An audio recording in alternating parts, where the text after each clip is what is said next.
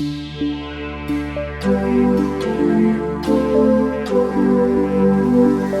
gente está nessa sequência, né, de encontros, falando sobre as 6 perfeições, né, pessoal? 6 coisas para a gente aperfeiçoar a vida inteira. Bastante trabalho, né? Não é pouca coisa, não. É o que a gente tem sempre que continuar. Tive a visita aqui durante o feriado de um amigo instrutor também de Ribeirão Preto. A gente falou bastante disso aqui, conversando. A gente entra nesse caminho, vai trabalhando, buscando, né? Mas é uma busca que nunca acaba, né? Quanto mais a gente... Boa tarde, Raquel. Quanto mais a gente cultiva essa atenção, essa continuidade de consciência, né, de percepção do nosso comportamento, das nossas ações, dos pensamentos, das palavras, do tipo de discurso que a gente usa, né? Mas a gente vai identificando padrões, identificando coisas que a gente poderia mudar, melhorar, identificando o quanto a gente ainda tem de trabalho para fazer nessas perfeições, né? Nessas qualidades para aperfeiçoar. Então, por isso que chama... É estranho falar de 6 perfeições, né? Seria legal se a gente chamasse de 6 aperfeiçoamentos, talvez, né? Curtiu a família, Roseni? Que bom. É isso, eu tive visita de amigos, aí foi bem legal também, gente que eu não via faz tempo. E aí 6 aperfeiçoamentos nesse sentido, de que são dimensões, né? Teve uma vez também num retiro que eu participei, e eu tinha lido um livro introdutório de astrofísica, daquele cara que faz a... Boa tarde, Genova, Thiago, tudo bem? Eu tinha lido um livro de astrofísica para principiantes, do cara que faz a série Cosmos, o novo. Acho que é Neil deGrasse Tyson, né? E ele falava de um fenômeno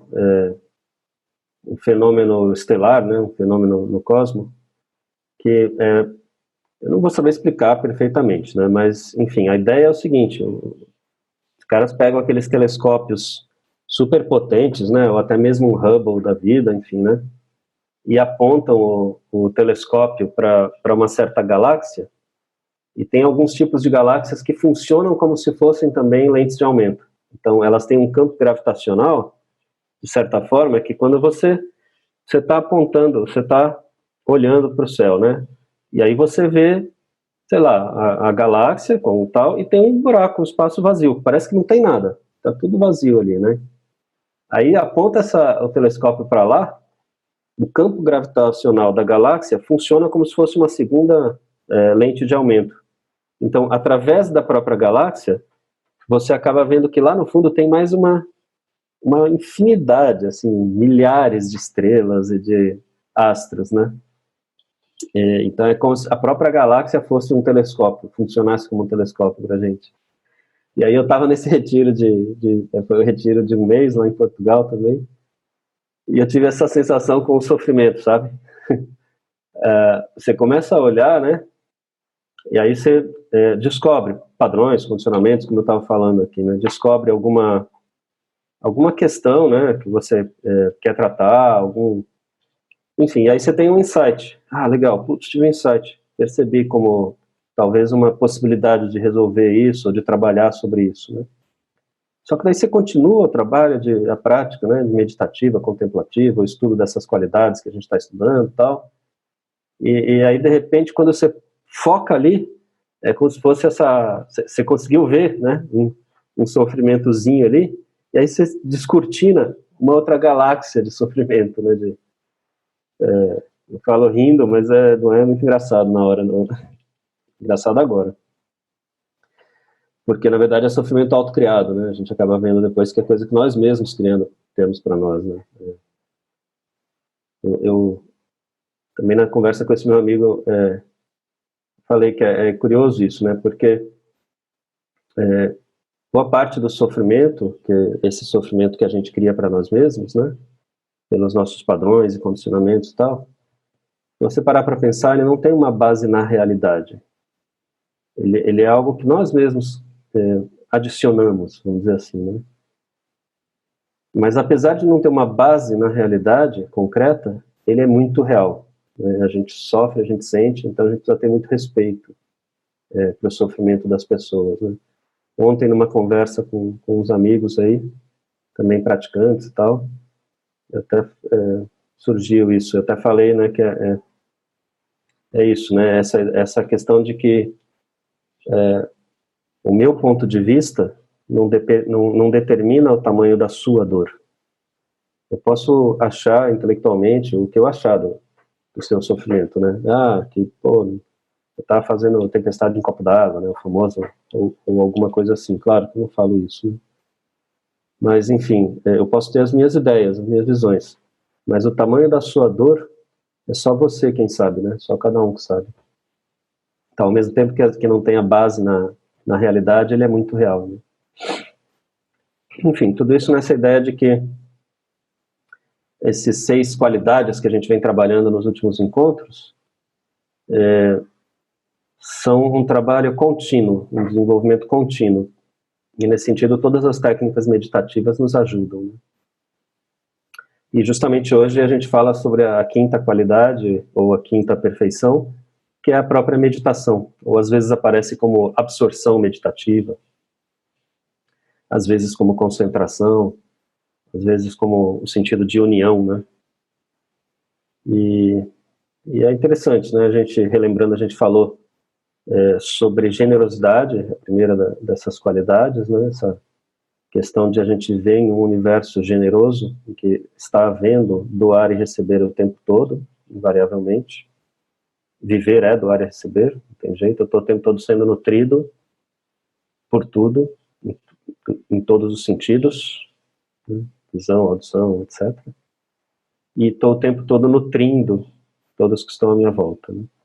Depois a gente falou sobre a 2ª perfeição, que é sila, comportamento.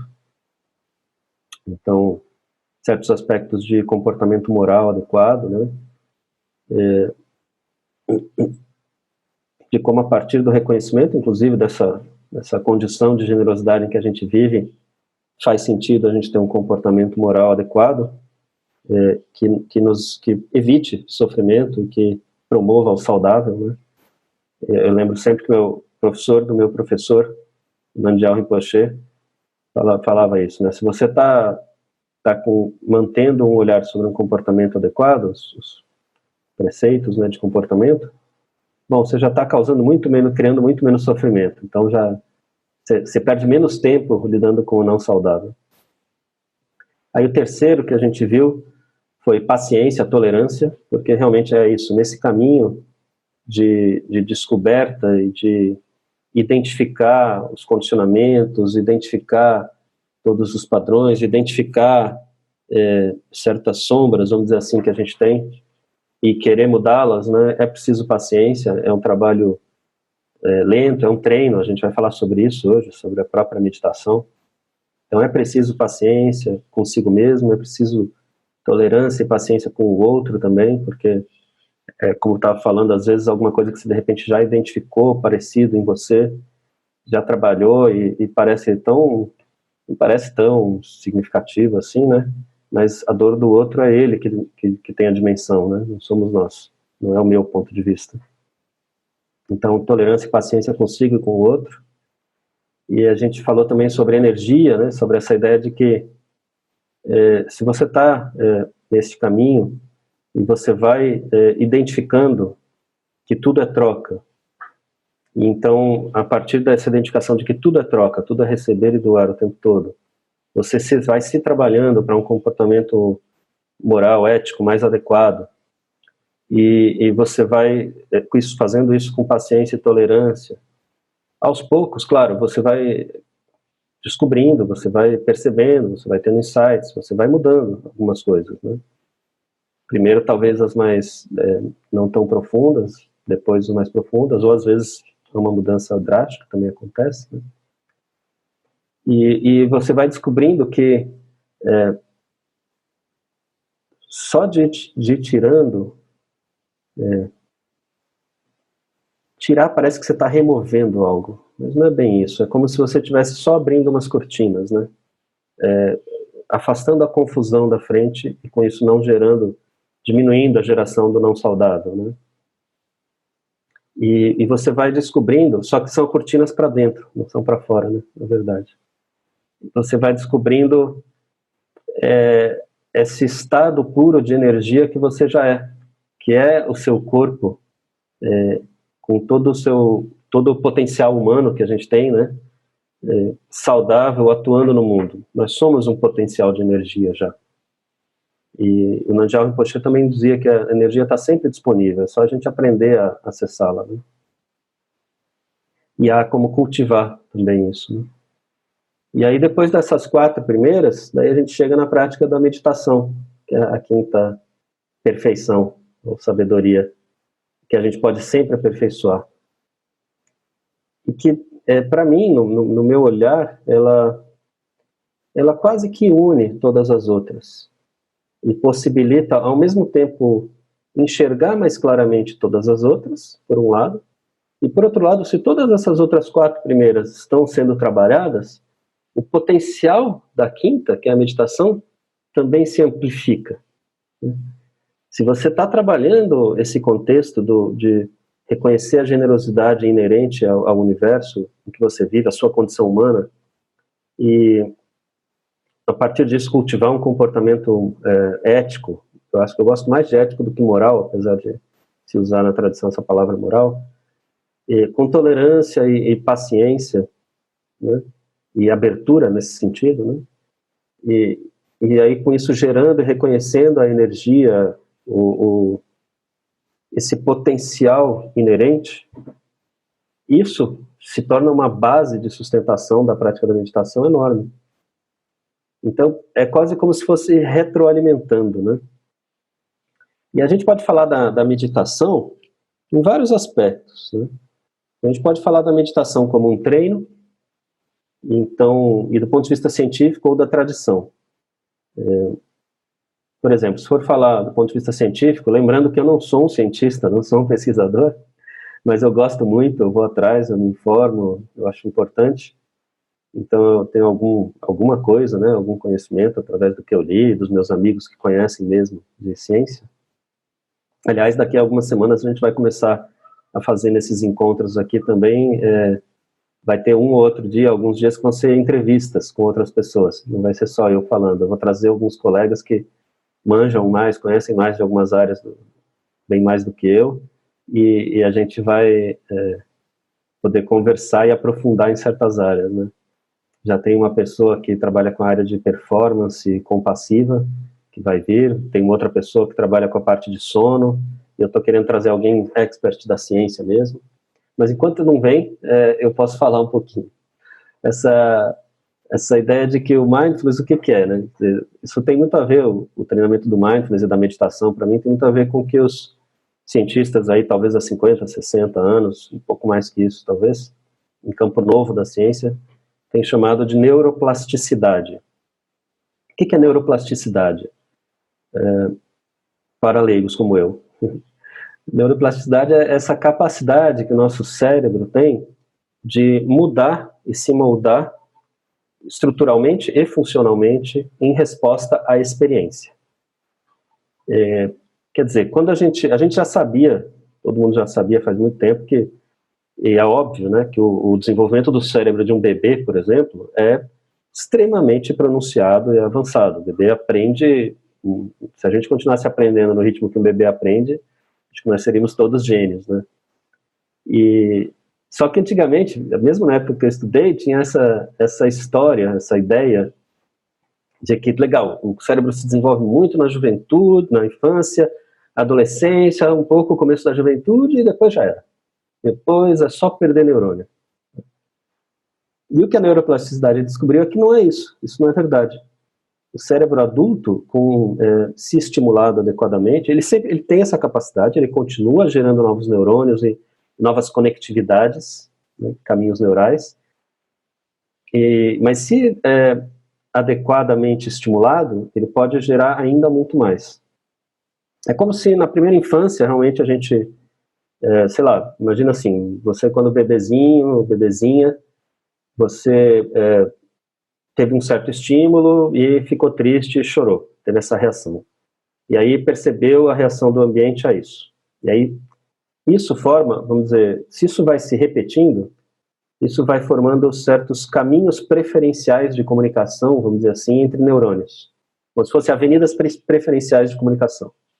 Então, quanto mais vai tendo certos tipos de estímulo, mais você vai respondendo da mesma forma a ele e percebendo se o ambiente também responde adequadamente a isso. Isso é aprendizado, é ótimo. É como a gente aprende, né? Nosso cérebro vai criando os caminhos que são mais úteis.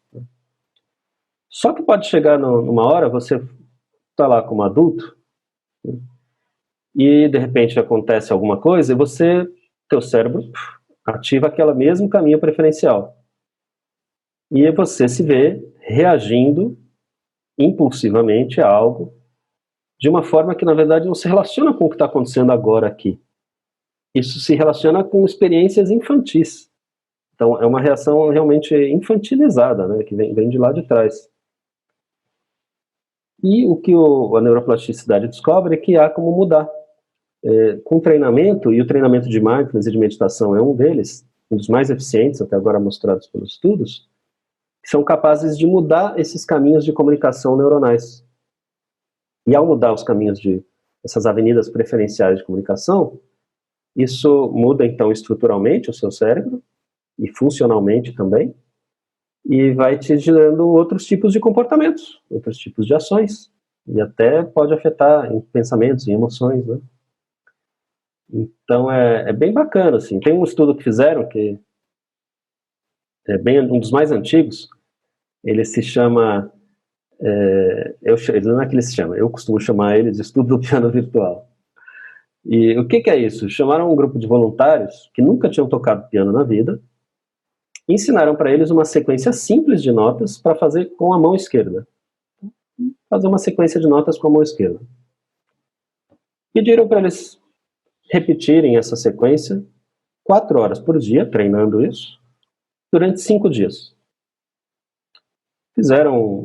Escanearam a atividade cerebral com desses equipamentos modernos e viram que a área do córtex cerebral responsável pelo movimento da mão esquerda tinha se expandido, tinha mais área do córtex motor do cérebro que era responsável pelo movimento da mão esquerda. Então, o treino durante 5 dias fez isso, mudou o cérebro como se a gente se especializasse. Isso é até um pouco óbvio pra gente, né? Essas pessoas que viram experts em algo treinam muitas e muitas horas por dia. Mas aí pegaram um outro grupo de pessoas que também nunca tinha tocado piano na vida, ensinaram a mesma sequência de notas para fazer com a mão esquerda, pediram para fazer as mesmas 4 horas durante os mesmos 5 dias, só que sem mexer a mão. Sem mexer a mão. Só imaginando que estava fazendo. Resultado, a área do cérebro, do córtex motor, responsável pelo movimento da mão esquerda, também se expandiu. Um pouco menos do que com a atividade física, mas também se expandiu. Então é isso, é basicamente isso. O cérebro responde à experiência mental. Então, quando a gente está treinando meditação, quando a gente está parado, parece que está fazendo nada, acompanhando a respiração, toda vez que se distrai, percebe a distração acontecendo, reconhece isso, então você está treinando a atenção, você está reforçando áreas do cérebro responsáveis pela atenção. E o cérebro muda, é um treino mental, ele muda em resposta à experiência mental. Aí você reconhece, sei lá, um blá blá blá mental, os nossos macaquinhos que a gente tem, cada um tem os seus, né, sei lá, pode ser autocrítica, né, eu não sirvo para nada mesmo, eu sou um idiota mesmo, né, por isso que as pessoas não ficam perto de mim, então, tá, né, eu não consigo fazer direito mesmo, não, eu não consigo, não dá mais para mim essa vida. Daí você reconhece, olha para isso, olha esse pensamento aí de novo, e solta.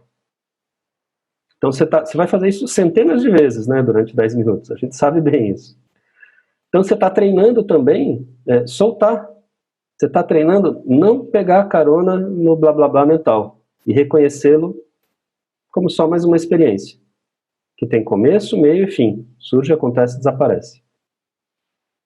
E aí você, intencionalmente, por sua própria vontade, leva a atenção para a próxima respiração. Tátil, é o corpo físico respirando, né? Então você está treinando também, você vai fazer isso centenas de vezes, você está treinando centenas de vezes se responsabilizar pelo seu estado mental corporal nesse lugar de calma e centramento. E você está investigando. Você está vendo como o seu corpo, que tipos de estímulos você tem, você está vendo que tendências mentais você tem, que pensamentos se repetem, que emoções se repetem, qual a sua tendência de reagir a determinadas emoções. Você está aprendendo. Os tais dos insights, das compreensões. Então é um treino. É um treino. A meditação. E tem vários tipos. Essa é a mindfulness, né? Você treina, sei lá, com a meditação da compaixão. O mantra Om Mani Padme Hum. Om Mani Padme Hum, Mani Padme Hum, Mani Padme Hum, Mani Padme Hum, Mani Padme Hum, Mani Padme Hum, Mani Padme Hum. Você está engajando o som, né? A boca. Né? Falar. Está engajando a audição, o escutar. Tem uma vibração que acontece no seu corpo com esse som. Você está se imaginando com a imagem do Buda da compaixão, se for nessa técnica, né? Que é uma imagem que estimula a compaixão, então você imagina que você é. Então você está trabalhando a visão e a imaginação também. Geralmente você tem um mala que parece um rosário de mão, e você vai mudando as contas, então você está engajando o tato também. É um treino mental. Mental, emocional, corporal. Você está treinando compaixão, compaixão, compaixão, compaixão, compaixão, compaixão, compaixão. E se você treina mindfulness, que é essa base de estar atento ao momento presente, porque você poderia estar fazendo e pensando também, nossa, mas que besteira que eu fiz aquele dia, hein? Daí você não está treinando nada, está treinando o blá blá blá interno. Mas se você tem mindfulness como base, já está treinando essa atenção consciente, momento a momento, ao que está acontecendo aqui, agora, aí você está treinando compaixão, compaixão, compaixão, compaixão, compaixão, compaixão, compaixão. E aí você para 10 minutos por dia para fazer isso. Aí um dia você está andando na rua e o blá blá blá interno, autocrítico, ou qualquer outra coisa, qualquer que seja a sua tendência, entra. Aí você percebe e você substitui internamente pelos sons da compaixão. Então você percebe, né? Ah, nossa, que besteira. Nossa senhora, eu não vou conseguir, a vida está difícil demais. E aí você fala, ah, olha eu aqui de novo. Internamente, né? Compaixão, compaixão. E vai treinando até que uma hora a sua resposta espontânea é compaixão. Você muda a você mesmo a partir da sua própria vontade. Com um treino sistemático constante, só precisa de disciplina. Baseado, né, em mindfulness. Isso serve para todas as 4 perfeições que a gente falou até agora, e a própria meditação é ferramenta e veículo para isso. Isso do ponto de vista científico. Daí sobre neuroplasticidade tem muita coisa. Eu vou até colocar para vocês aqui. Treine a mente, mude o cérebro. Esse é o nome de um livro. Eu acho que... Deixa eu ver aqui o nome. Deixa eu pôr aqui o nome da autora, se eu lembro direito. Né? Aqui, ó, coloquei aqui no chat para vocês. Treine a mente, mude o cérebro. Eu acho que é Sharon Bigley, o nome eu não tenho certeza. Mas o livro é esse mesmo. Esse livro é maravilhoso, é um livro sobre toda a história dos estudos da neuroplasticidade relacionada à meditação. Vale muito a pena, viu? Um outro legal também, vou pôr aqui para vocês. A ciência da meditação. De Richard Davidson e é o cara da inteligência emocional, esqueci o nome agora. O criador das teorias, criador não, o mais importante das teorias da inteligência emocional, esqueci o nome, mas o nome de um autor já está bom aqui. A ciência da meditação, do Richard Davidson. Enfim, são possibilidades, tem muita coisa legal para estudar e aprender, né?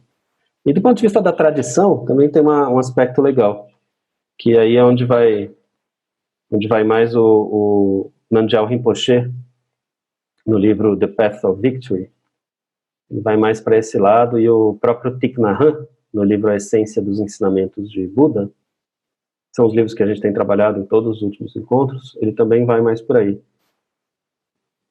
Na tradição tem essa ideia de shamatha e vipassana. Shamatha seria mais um aspecto... Daniel Goleman, isso aí, Conceição, obrigado. Deu um branco aqui. É do Richard Davidson e Daniel Goleman, Ciência da Meditação. Então, shamatha seria mais o aspecto de desenvolver centramento, estabilidade, tranquilidade, calma. Então você trabalha, você treina mindfulness, por exemplo, e vai desenvolvendo aos poucos, gradualmente, desenvolvendo essa estabilidade, esse centramento em qualquer circunstância e situação. A gente falou muito disso naquelas 5 primeiras aulas que foram feitas em dezembro, sobre aceitação. Você vai desenvolvendo essa capacidade de estar nesse espaço equilibrado, em meio às emoções, em meio aos fenômenos, em meio aos pensamentos, em meio a tudo. Então é uma certa estabilidade constante. Qual que é a ideia aqui? A ideia é o seguinte, imagina que tem um lago numa montanha, mas está tendo um terremoto na montanha. O lago está completamente bagunçado, maluco, né? Você só vê a água toda, né? Aí você vai parando o terremoto aos poucos. Você vai, no começo, o treino é desenvolver estabilidade, calma e centramento no corpo. Você vai desenvolvendo a capacidade cada vez mais de estar estável, né? Sem mexer, sem ter que se mexer. Qualquer que seja a experiência que esteja ocorrendo, internamente ou externamente. Mesmo se você estiver irritado, mesmo se você tiver com vontade de mexer, mesmo se você quiser sair, se a mente tiver um turbilhão, o que quer que seja, você vai desenvolvendo a capacidade de estar estável no corpo. Tá? Então você vai parando o terremoto. Aí quando o terremoto vai diminuindo, você direciona esse trabalho e tem algumas mudanças.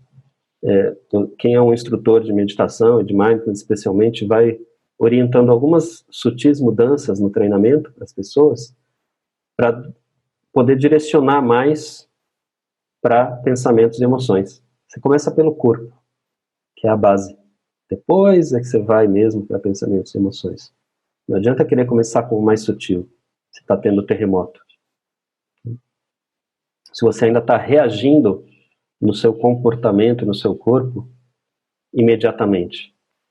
Quando o corpo começa a acalmar, o terremoto vai parando, você inclusive tem a capacidade muito maior de ver, de ter clareza sobre o comportamento mental e emocional. Porque você não está mais agindo cegamente a partir dele. Aí sim começa a ter então orientações para ir que vão acalmando gradualmente, aos poucos, o comportamento mental e emocional também. Então a ideia é a seguinte, parou o terremoto, só que está passando um tornado no lago. E o lago está completamente confuso também. Então você vai acalmando o tornado agora. Vai acalmando o mental e emocional. Você vai desenvolvendo essa estabilidade, esse centramento emocional, mental, qualquer que seja a experiência. É um centramento dentro da emoção, não é parar a emoção. Não é parar o pensamento, é um centramento dentro dele. E aí, conforme você vai acalmando isso, e o lago vai ficando mais calmo, aí, sabe, quando o lago estava bagunçado, você podia jogar uma pedra enorme dentro dele que você não ia ver os efeitos dessa pedra. Se o lago está razoavelmente calmo, quando cai um grão de feijão nele, você vê todas as ondas concêntricas que esse grão de feijão causa, não é verdade? Então nessa hora entra a Vipassana. Na verdade o tempo todo tem Vipassana, eu vou explicar, mas nessa hora fica mais forte o Vipassana. Vipassana é o insight, é ver para dentro. É a capacidade de ter clareza sobre a sua condição humana. Insight pode ser, por exemplo, então você acalmou bastante, razoavelmente já acalmou corpo e mente e emoções, já tem uma estabilidade para lidar com o que surge. Aí você está lá no retiro de 30 dias em Portugal, ou no retiro de 10 dias, ou de 5 dias, ou na sua prática de 10 minutos, e de repente você pensa em alguma coisa e sente, sei lá, a tristeza surgindo. Aí, em vez de você se tornar tristeza e agir a partir dela, porque você já acalmou corpo e mente e emoção, você percebe o efeito que a tristeza causa em você. E o tipo de blá blá blá que surge com isso. E aí pronto, né? De certa forma você já não está mais sendo aprisionado por esses padrões. Você está sendo consciente deles. Quando você traz para a consciência, você já está livre. Que a partir daí é a escolha. Enquanto não é consciente, não é escolha. Você nem sabe que está fazendo isso. Quando se torna consciente, passa a ter escolha. E aí você está livre, porque você pode escolher. E você pode, inclusive, procurar ajuda. Você pode procurar um psicólogo, se precisar, um psiquiatra, com um curso de comunicação não violenta, fazer atividade física, procurar um amigo, aumentar suas redes de conexões de amigos. Você faz o que for necessário, né?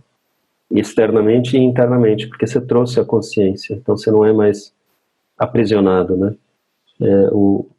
Disse que o Buda falava assim, tem uma frase do Buda que era mais ou menos assim, construtor, agora eu te vi, eu te enxerguei, né? Eu descobri você.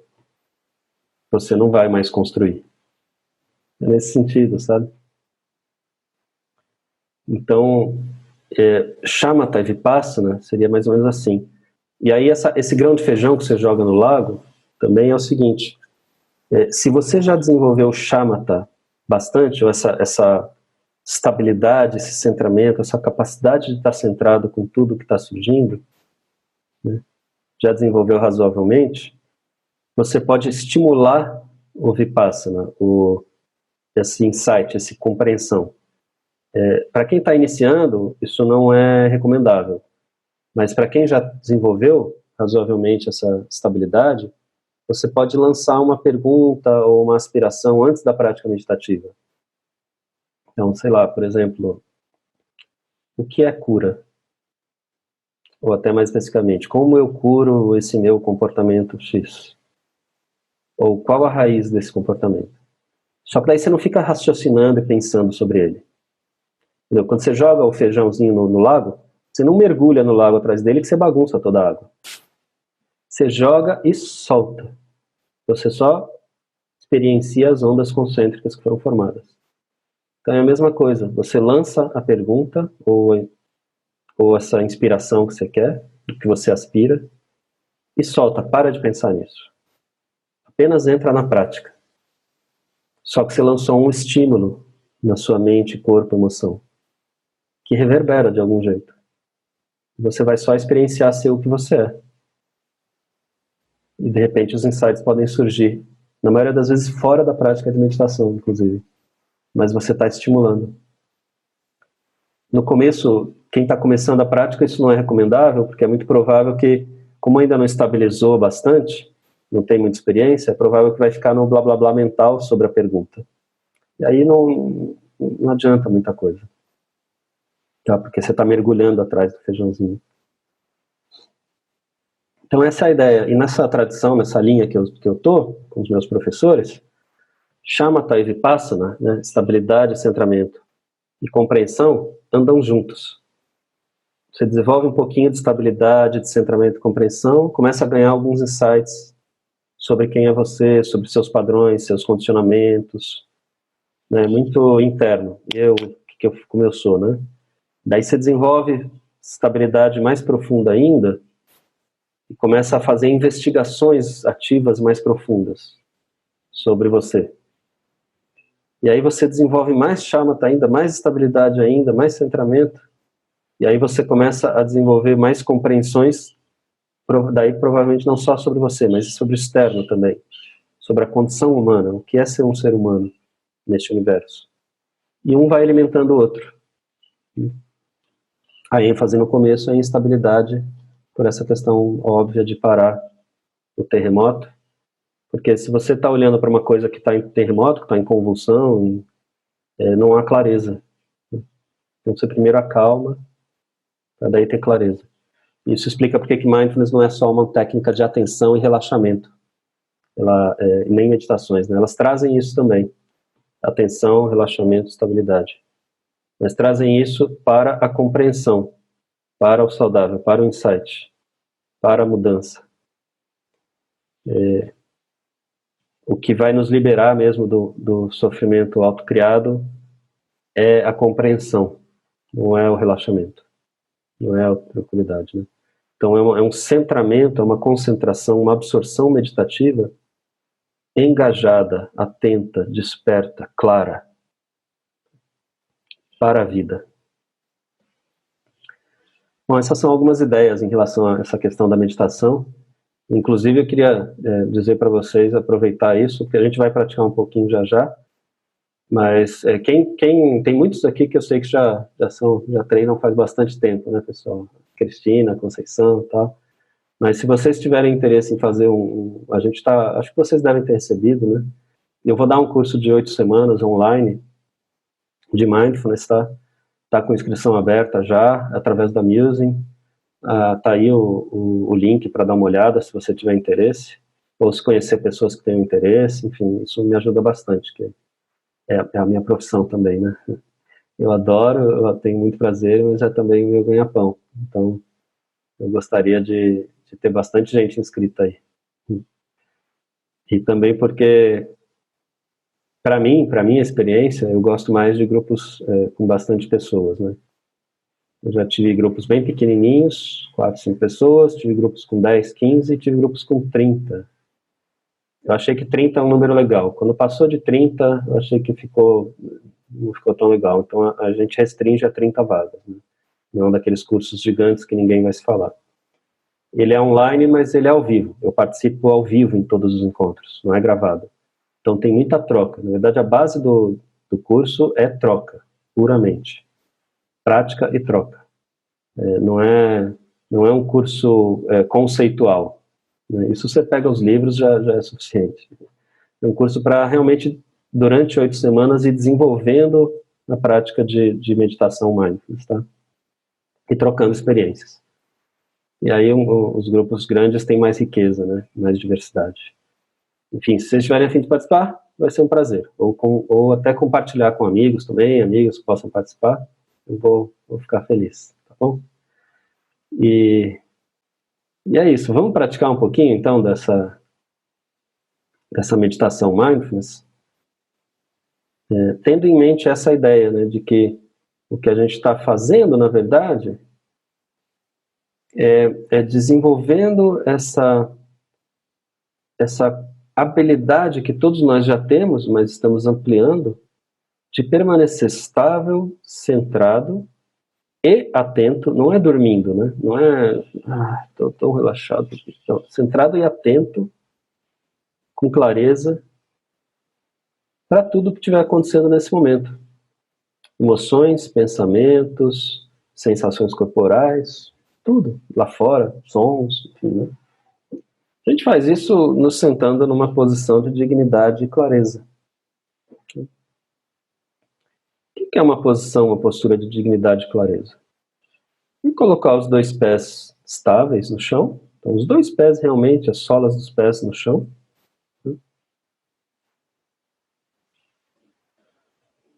Se sentar com a coluna razoavelmente ereta, não precisa ser dura, só ereta, para que o corpo já comunique para a mente que você está aqui, que você está presente.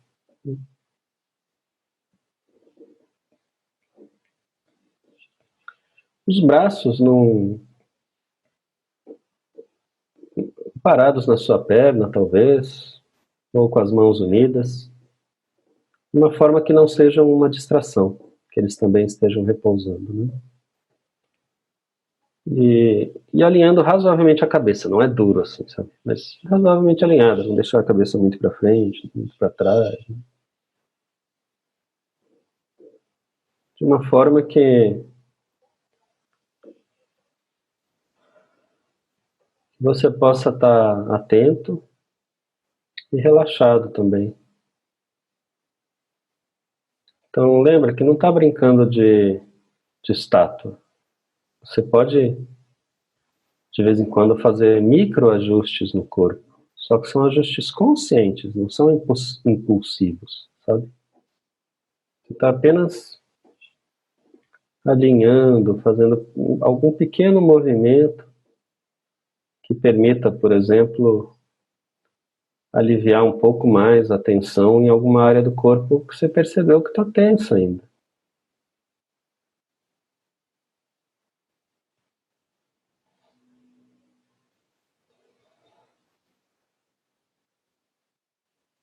Pode até fazer uma rápida verificação, se quiser, prestando atenção desde os pés,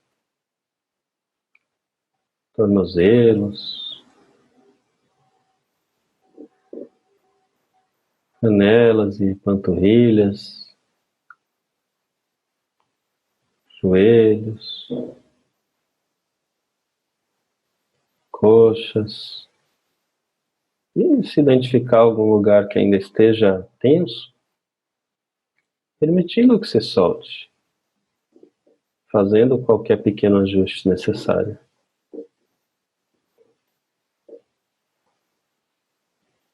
Os glúteos na cadeira,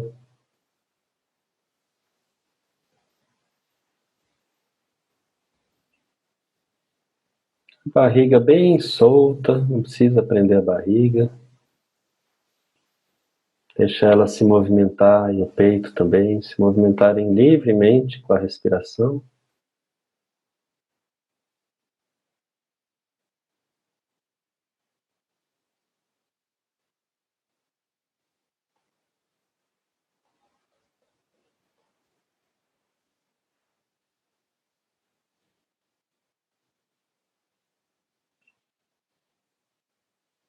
Permitindo que os ombros também se soltem. Não precisa guardar tensão no ombro, relaxando eles.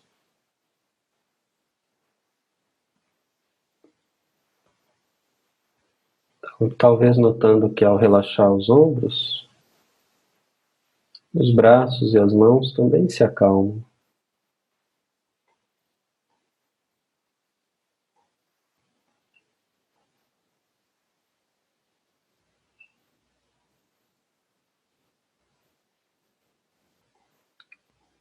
Permitindo que o maxilar se solte, não precisa travar o maxilar, pode soltar.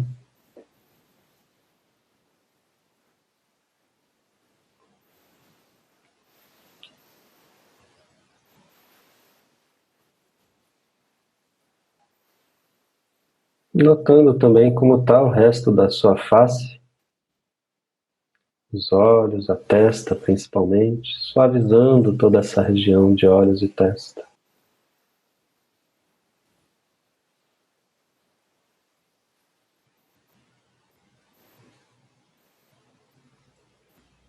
Você pode manter os olhos fechados ou entreabertos, como você preferir.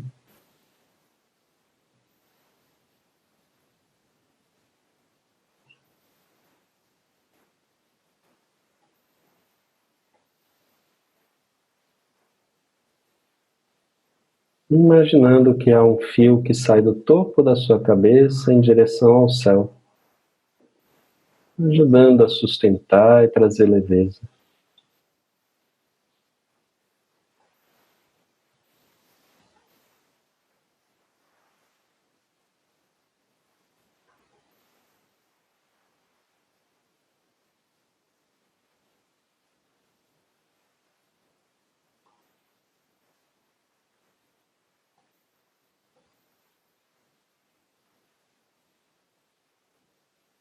Fazendo mais uma rápida verificação do corpo. Qualquer microajuste que você ainda ache necessário, com tranquilidade e consciência.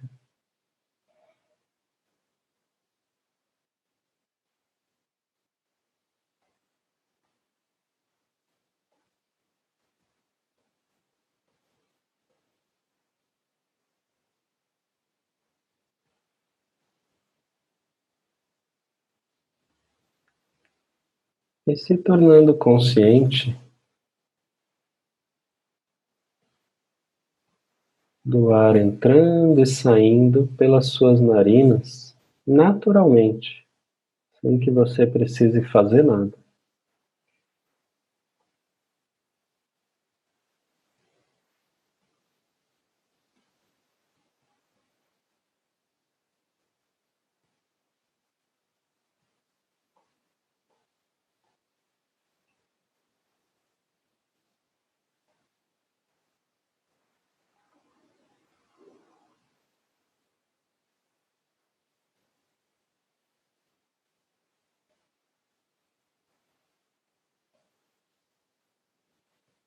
Enchendo e esvaziando os seus pulmões espontaneamente.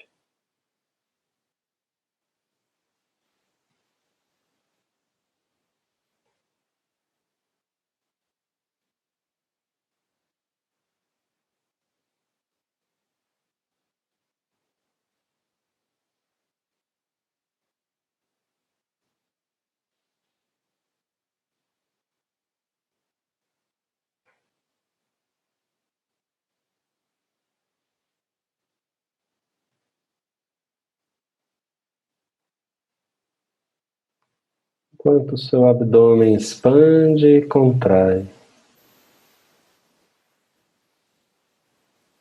num fluxo constante.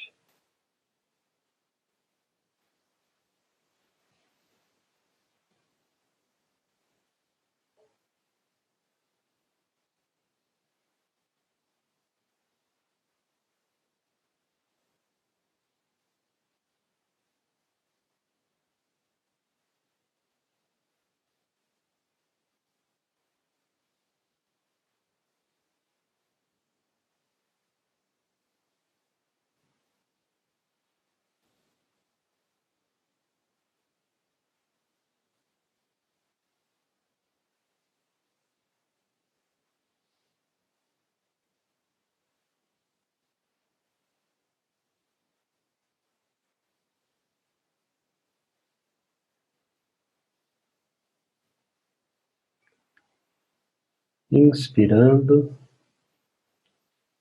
e sabendo que o ar nutre todas as células do seu corpo. Todas elas respiram e ganham energia a cada inspiração.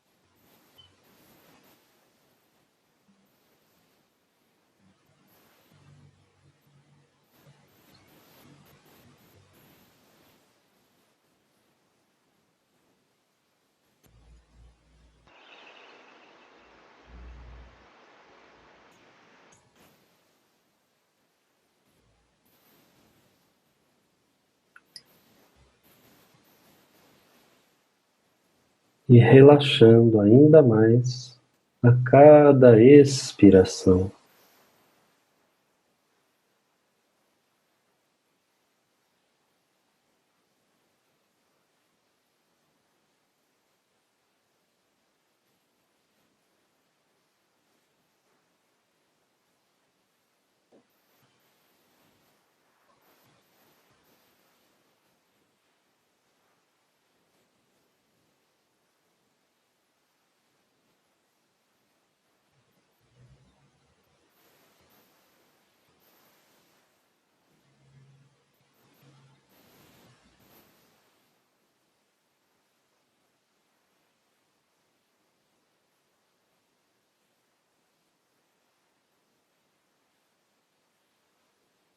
Inspirando vida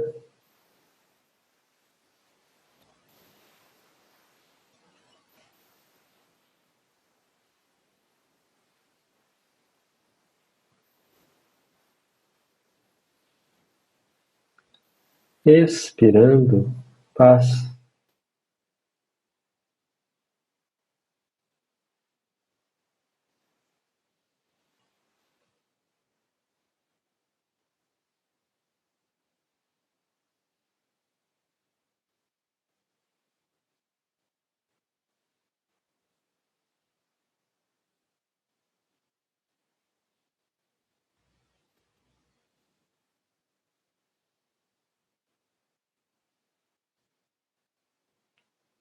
Vida.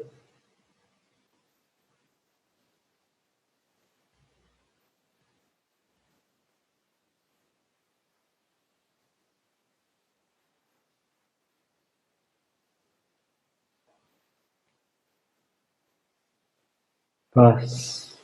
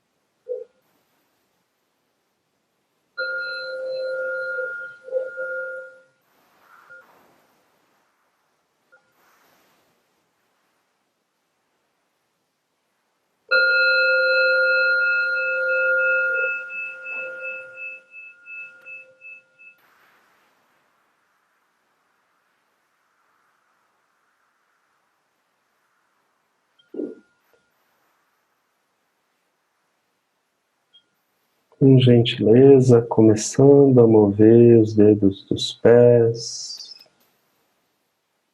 das mãos, permitindo que o corpo se expresse, caso queira espreguiçar ou alongar, enquanto vai abrindo os olhos lentamente.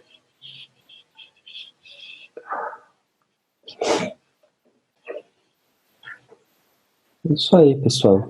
Essa é uma prática de meditação mindfulness.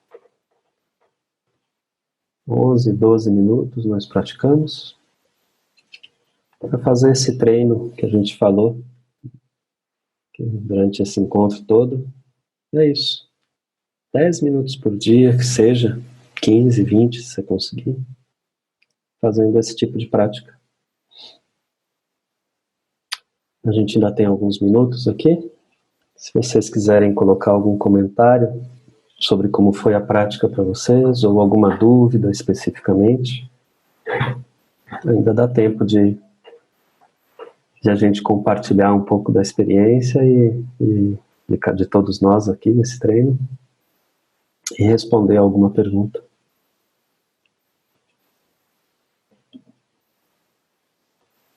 Valeu, Cris, Renata.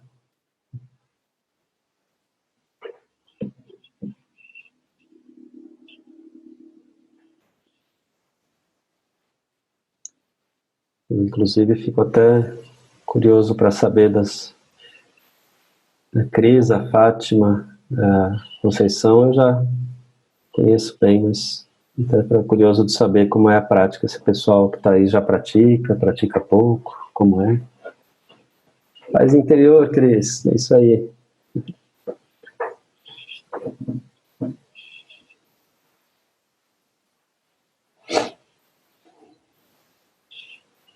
Obrigado, Thiago. Eba, que bom, Fátima. É isso aí, é um passo de cada vez, vai aumentando aos pouquinhos. 12 a 14 minutos, tá ótimo.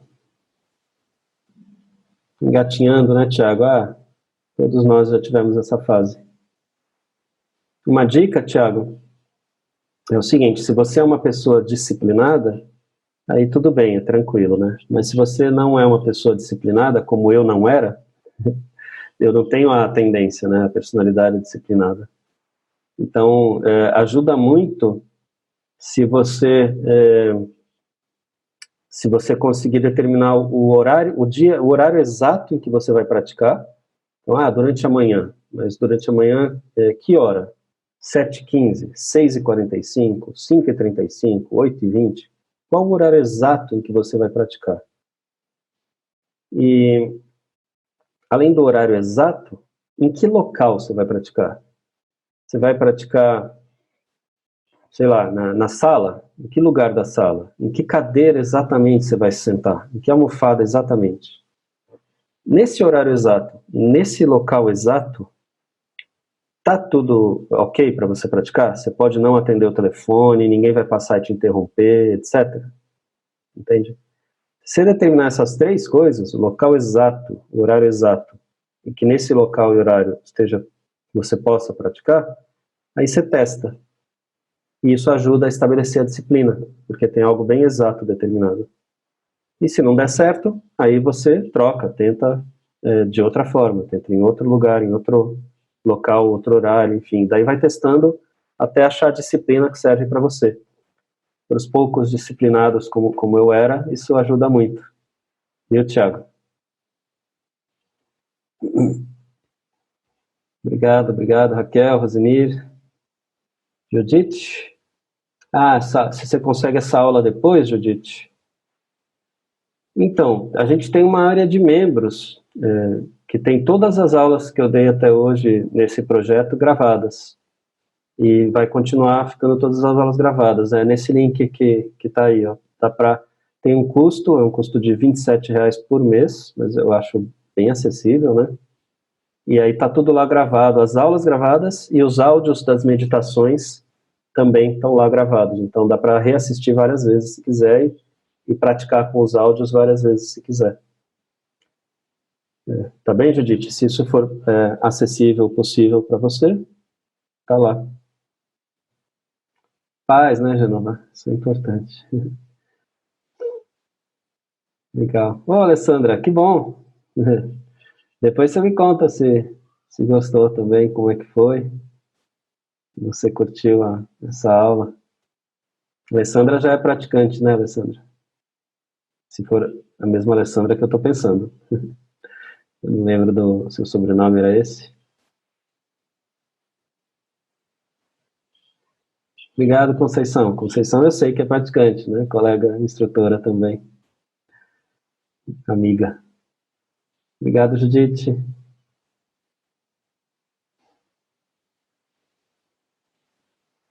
Tem um minutinho ainda, pessoal. Se alguém tiver ainda alguma colocação ou alguma pergunta.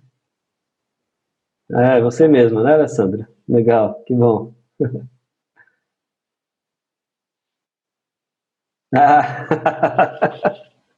O sobrenome é preguiça e procrastinação, Thiago. Rapaz, então, é isso mesmo. A gente pouco disciplinada como a gente tem que ter coisas bem práticas, bem palpáveis e concretas para nos ajudar, sabe? Me ajudou muito. Hoje eu vou embora. Testa, depois conta pra gente semana que vem, Thiago, se deu certo isso daí, se tá dando certo. Que bom, tem ajudado. Bom, é isso aí, pessoal. São 3 horas. Eu não vou ficar prendendo vocês mais aqui. A gente se vê semana que vem. Com a sexta, é a última aula dessa série, vamos dizer assim, sobre as 6 perfeições ou aperfeiçoamentos. Vai ser a prática da sabedoria. Semana que vem, às 2 da tarde. Quem quiser entrar na área de membros, está ali o link. Se alguém quiser participar do curso de 8 semanas, é um curso introdutório de Mindfulness, em que a gente aborda todos os principais aspectos e as práticas fundamentais, né, as principais práticas do Mindfulness, várias formas de praticar, sentado, ou caminhando, em movimento, através de alimentação, tem um monte de formas, né? Deitado. Aí é só entrar lá, vai ser um prazer receber vocês no curso, se vocês vierem. Vai ser um prazer receber vocês na semana que vem. E a gente vai se falando, então.